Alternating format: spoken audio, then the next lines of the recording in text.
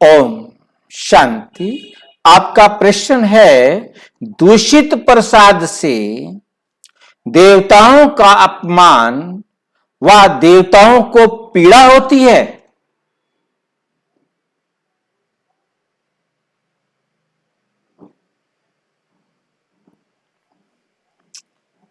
दूषित प्रसाद असत अर्थात जो भोजन बनाया गया है उसमें कोई ना कोई दोष हो गया है, या पानी अशुद्ध प्रयोग हो गया, या खाद्य पदार्थ अशुद्ध प्रयोग हो गया, या कोई और गलती हो गई। अब आपने वो देवताओं को भोग लगाने के लिए रख दिया है।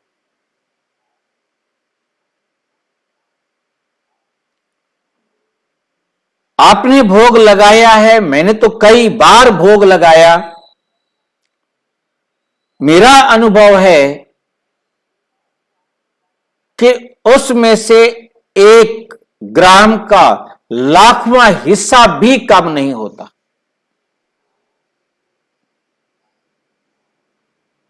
जितना रखा था उतना ही उठाया, जैसे रखा था वैसे उठाया। वो बात अलग है, थोड़ा गर्म होने के कारण उसकी स्टीम थोड़ी सी उड़ गई हो,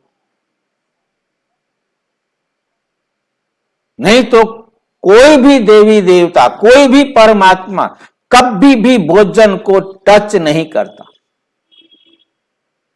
कभी भी भोजन को खाता नहीं, कभी भोजन को स्वीकार नहीं करता, कोई भोजन की वासना आदि भी नहीं ली जाती। ये सिर्फ भक्ति का अंधेरा, अज्ञानता का अंधेरा जो कह दिया सत्वचन।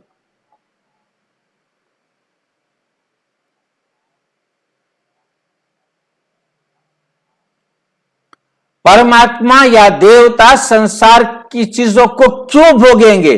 वो हैं अभोक्ता। देवताएं फिर भी भोग सकते हैं क्योंकि वो भोगी हैं, परंतु परमात्मा तो अभोक्ता है।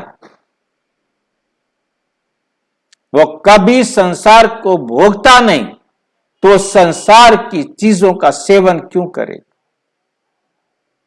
ये हमारे बुजुर्गों ने एक बहुत अच्छा विचार रखा था कि भगवान को भोग लगाना है तो कम से कम ऐसा भोजन बनाया जाए जो किसी को सुख देने वाला हो। खाएंगे तो जब ये खुद भोजन को स्वीकार करेंगे तो वो शुद्ध होगा, तो इनका व्यवहार, इनका जीवन भी शुद्ध बनेगा। अशुद्ध चीजों का भोग देवताओं को नहीं लगाएंगे तो ये भी नहीं खाएंगे। परंतु मैं देखता हूं कि अब क्या हालत हो गई है कि भगवान को भोग लगाने के लिए थोड़ा सा अलग बना लेते हैं। भोग लगाया, फिर वही गंदे प्याज लहसुन वाले भोजन के अंदर उसको मिक्स कर देते। भगवान को तो हमने बिना प्याज लहसुन वाला भोजन खिलाया है, स्वच्छ भोजन खिलाया है, पर तो हम खा सकते हैं।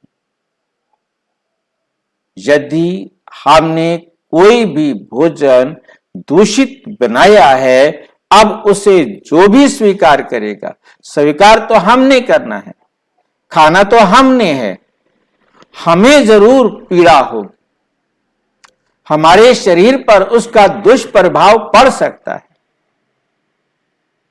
ये डिपेंड करेगा मेरी उस दोष को सामना करने की क्षमता कितनी है। देवताओं का इसमें कोई अपमान या उनको कोई भी पीड़ा पहुंचने वाली नहीं, परंतु जिन्होंने खाया, हम हैं वो खाने वाले, और हमें ही वो जो भी पीड़ा पहुंचनी है वो हमें ही पहुंचेगी, देवताओं को नहीं। देवताएं, पत्थर की मूर्तियां कभी भोजन को स्वीकार नहीं करते। हाँ, चैतन्य देवता होते तो वो खाते, परंतु ये तो जड़ पत्थर की मूर्तियां हैं, ये कुछ खाने वाली नहीं।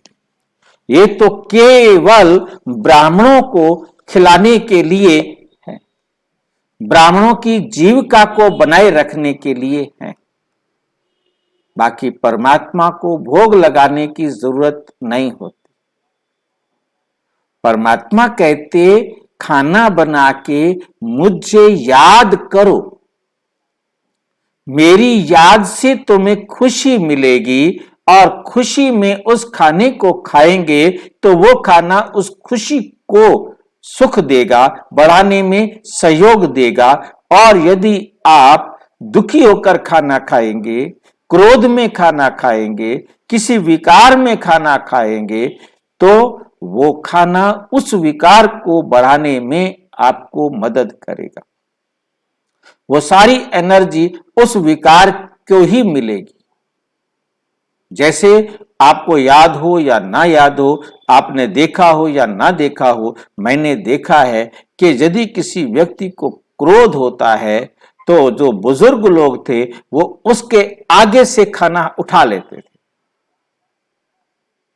उसका हाथ से खाना छीन लेते थे।